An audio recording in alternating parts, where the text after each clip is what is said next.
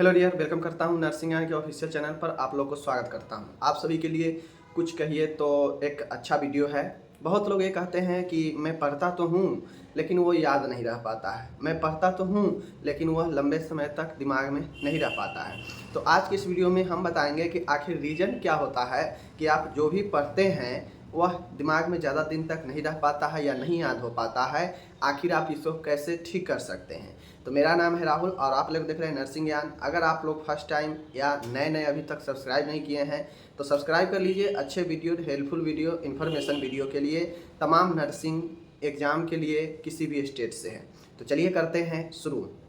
सबसे पहले मैं बात बता दूं कि आखिर जो आप लोग कहते हैं कि सर मैं पढ़ता बहुत हूँ, याद नहीं होता है, मैं बहुत जो है ट्राई करता हूँ लेकिन दिमाग में रह नहीं पाता है लंबे समय तक, तो इसका सबसे भारी रीज़न क्या है।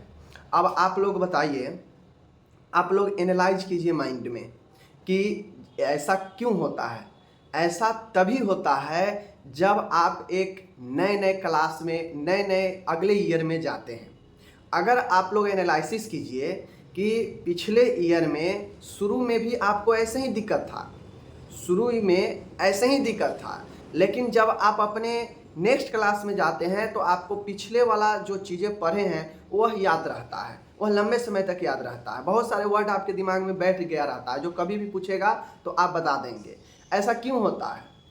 ऐसा इसलिए होता है कि आप एग्ज़ाम के टाइम आते आते ना जाने आप उसको कितना बार रिवाइज कर गए रहते हैं, ना जाने कई बार जो है आप उसको पढ़ गए होते हैं और वह जो है आपके लिए पुरान हो चुके होते हैं, माइंड में बार बार आ चुके रहते हैं। इस कारण से आपके दिमाग में बैठ जाता है, उसका प्रतिबिंब दिमाग में बैठ जाता है। ये साइकोलॉजिकल है। फर्स्ट ईयर में आप लोगों को पढ़ना है। साइकोलॉजी में कहा गया है किसी भी चीज़ को सीखने के लिए, मेमोरी पावर बढ़ाने के लिए अभ्यास बहुत ज़रूरी होता है। अब मानिए हम किसी नए क्लास में या नेक्स्ट ईयर में गए तो वहाँ जो भी पढ़ना है हमारे लिए नए होगा। अब वो हम जब प्रथम बार पढ़ते हैं, दूसरा बार उसको पढ़ेंगे तो हमारे लिए बिल्कुल नया रहेगा, नया वर्ड रहेगा, नया चीज़ें रहेगा, तो हमको वहाँ पे दिक्कत होता है। और एक बार पढ़ने के बाद अगर कुछ दिन छोड़ देंगे तो वो भूल जाएंगे, और बार बार अगर आप उसको अभ्यास करेंगे तो आपके सामने वह बार बार आने से आपके माइंड में उसका प्रतिबिंब बन जाता है, छवि बन जाता है और वह लंबे समय तक रहता है। तो सबसे बड़ा रीज़न है कि आप पुराने चीज़ों को देखते हुएगा लोग बहुत जल्दी जो है याद कर लेता है। जैसे आपको कोई 10th के कुछ पूछे तो आप आसानी से बता दीजिएगा, क्योंकि 10th में जो सवाल आप पढ़े हैं उसके बाद भी 10th से ही रिलेटेड बहुत सारे जो है सवाल आपको आगे देखने को मिलते हैं, बार बार आते हैं, ठीक है। और वह रिपीटिशन बहुत ज़्यादा होता है आपके आगे लाइफ में। इस कारण से 10th के सवाल को बहुत ज़्यादा आप दे देते हैं, ठीक है। आप 12th में आ जाते हैं, छठे आठवां के लड़का को कहते हैं हम बड़ी आसानी से पढ़ा देंगे। आप जीएनएम में फर्स्ट ईयर से पास करके सेकेंड ईयर में गए तो फर्स्ट ईयर के जितना भी अनुभव है, जितना भी एक्सपीरियंस है, अब आप चूंकि सेकेंड ईयर में गए तो आप सेकेंड ईयर में नए चीज़ें पढ़ने लगे, तो जो आपका पीछे का है वो तो आपके माइंड में स्टोर है, कई बार आप उसको न जाने एग्जाम से पहले पढ़ चुके हैं।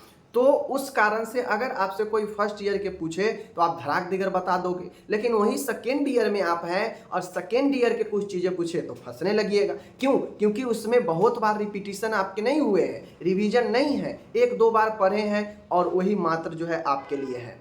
तो यहाँ सबसे बड़ा फैक्टर होता है कि चीज़ें को देखना, अपने माइंड में छवि बनाना, क्वेश्चन का छवि बनाना, समझ गए, और उसको बार बार रिवाइज करना, रिपीटिशन करना। इसीलिए लोग कहता है कि रिवीजन कीजिए, उसका बार बार जो है अभ्यास कीजिए, और वह अभ्यास माइंड में एक प्रतिबिंब बनाता है, एक छवि बनाता है जो आपको क्या करेगा, लंबे समय तक याद रहने के लिए जो है मदद करता है, ठीक है। अब याद करने की, अभ्यास करने की अलग अलग तकनीक होता है। ऐसा नहीं है कि आप डेली जो है एक ही क्वेश्चन को पढ़ेंगे तो अभ्यास होता है, नहीं। एक दिन हम अच्छे से मेहनत कर लिए, अच्छे से उसको माइंड में डाल लिए। अब 2-4 दिन, 10 दिनों पर क्या करेंगे, उस प्रश्न को 1-2 बार सिर्फ पढ़ेंगे, याद नहीं करेंगे, सिर्फ पढ़ लेंगे। और ऐसा करने से अगर आप बार बार करते हैं अपने पीछे के चीज़ों को तो वह आपके माइंड में छवि बन जाएगा, ठीक है। मैंने जो है BS GNM के थर्ड ईयर में फर्स्ट ईयर में, सेकेंड ईयर में, कहीं से भी कोई जो क्वेश्चन होता है वो मुझे पता है। मुझे याद नहीं है कि कितना चीज़ें पढ़ना है, लेकिन आप पूछिएगा कि फलाना क्या होता है, फलाना टॉपिक क्या है, मैं धड़ाक दिगर बता दूंगा। क्यों? क्योंकि मैं इतना ज़्यादा उससे बार बार मेरे सामने आ चुका है, बार बार रिपीटिशन हो चुका है कि ये ईजी हो चुका है। तो इस कारण से आप इसे बेहतर बना सकते हैं। ठीक है, बाकी जो भी है आप लोग रिपीटिशन के लिए बार बार जो है उससे क्या करेंगे, अभ्यास करेंगे, लिखेंगे, तो सारा चीज़ें जो है बेहतर हो जाएगा। ठीक है, तो बेहतर करने के लिए आपको जो है बार बार लिखना पड़ेगा, बार बार अभ्यास करना पड़ेगा, और वह चीज़ें जो है आप कंटिन्यू रखते हैं तो आपको बहुत ज़्यादा मदद मिलने वाला है। तो ये वीडियो था, आप बताइए कंप्लीट करके। और एक अच्छा तकनीक है, लॉन्ग से लॉन्ग क्वेश्चन को अच्छे से याद करने का तरीका है कि कोई भी लॉन्ग क्वेश्चन होता है तो ऐसा नहीं है कि उसमें लगातार जो है वह लिखा होता है, सब जगह पर पूर्ण विराम होता है, फुल स्टॉप होता है। जिस भी आंसर में जहाँ पे भी फुल स्टॉप दिख जाए, और मुश्किल से जो फुल स्टॉप होता है हर एक लाइन, 2 लाइन, 3 लाइन, 4 लाइन के बाद फुल स्टॉप होता ही होता है। तो जहाँ भी फुल स्टॉप है उसको तोड़िए। ठीक है, उसको एक पॉइंट मानिए, फिर जहाँ से दूसरा फुल स्टॉप से लेकर ख़त्म हो रहा है फिर उसको दूसरा पॉइंट मानिए, और ऐसे मान कर अगर आप याद कीजिएगा तो बड़ी ही आसानी से याद हो जाएगा। बातों को समझ गए? फुल स्टॉप मान गए, आंसर शुरू हो रहा है, आंसर शुरू होने से लेकर एक ही लाइन में फुल स्टॉप हो गया उसका, तो एक लाइन वो मान लीजिए, फिर नेक्स्ट उसी आंसर चलते जा रहा है, फुल स्टॉप आते जा रहा है, फुल स्टॉप से तोड़ दीजिए, तोड़कर दूसरा लाइन बनाइए। ठीक है, पॉइंट बनाइए और उसको याद कीजिए। और सबसे महत्वपूर्ण बात होता है कि आप पढ़े हुए चीज़ों को कितना ज़्यादा माइंड में एनालिसिस करते हैं, कितना ज़्यादा माइंड में रिवाइज करते हैं। क्योंकि होता यह है कि बहुत लोग पढ़ तो लेते हैं, बहुत लोग जो है याद भी कर लेते हैं, लेकिन वो कोई काम करते हैं, कहीं पे फ्री है, बैठे हैं, चाहे कोई ऐसा काम कर रहे हैं जहाँ पे दिमाग नहीं चल रहा है, शरीर चल रहा है, तो वहाँ पे आप दिमाग चलाइए, पढ़ाई वाला जो आपने पढ़ा है उसको माइंड में एनालिसिस कीजिए कि मैं ये क्वेश्चन के बारे में पढ़ा हूँ तो ये कैसे कैसे कैसे कैसे है।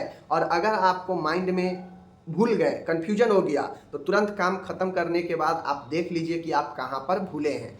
सबसे बेस्ट तरीका होता है माइंड में एनालिसिस करना, रिव्यू करना। मैं आपको बता दूं, अगर फर्स्ट ईयर में हूँ तो मैं जो है स्त्री के जनन अंग के बारे में पढ़ रहा हूँ, फीमेल रिप्रोडक्टिव सिस्टम के।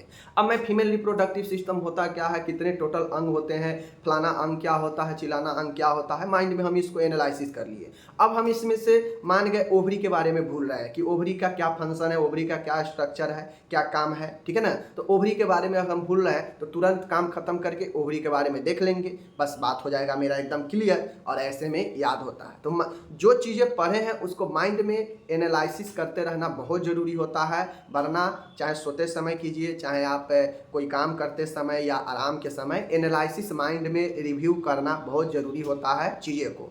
जो भी क्वेश्चन, आप ऐसा नहीं है कि जो पिछले पढ़े हैं पिछले दिन वही पूरे, आप पीछे फर्स्ट ईयर में जो भी पढ़े हैं, सेकेंड ईयर में है तो अभी तक जो भी पढ़ चुके हैं किसी भी सब्जेक्ट का, माइंड में कोई भी क्वेश्चन के बारे में सोचने लगिए कि ये क्या होता है, इससे क्या है, नहीं है, और लगे कि ये भूल रहे हैं तो देखिए जो आंसर है वो एक बार देख लीजिए। ठीक है, तो यही हेल्पफुल, यही सब कुछ तरीका होता है और आप याद करके बेहतर कर सकते हैं। ठीक है, मिलेंगे अगले वीडियो में, अपना ख्याल रखिएगा।